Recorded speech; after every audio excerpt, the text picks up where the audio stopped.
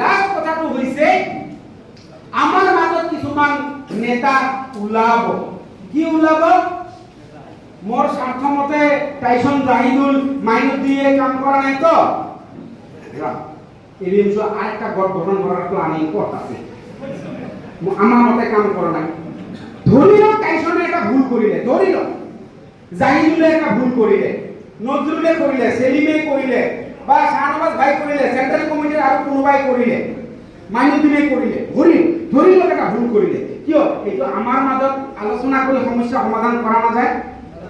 তার কারণে কি মাইনুদ্দিন হাটাও প্ল্যান নাকি টাইসন হাটাও প্ল্যানত সহযোগ করিলে এই সংগঠনের উন্নতি হব হব যদি এনেকুৱা মানুহ কালি আহে কি কৰিব আপোনালোকে কওক? কি কৰিব? কি কৰিব? ঠিক আছে, ভুল কৰিলে সমাধান কৰক, তাক বুজাই দিয়ক টাইসন স্যার বস্তুটো এনেকা নহয় এনেকা। লাগিলে আপোনালোকে বন্ধ দরवाजे के अंदर টাইসন জাহিদুল মাইনুদ্দিন তোমরা হুলস্থুল করি মোর কথাটা বাইরে যাবা না, কথাটা বাইরে যাবা না, কিন্তু মেরিয়া আলোচনা আবার না লাগে কতে মারামারি করছে রুমে ঢুকতে নাক খাচ্ছে ও চুপচাপ বাইরে যাবা না একসাথে এই হলো লাগে বাইরে না।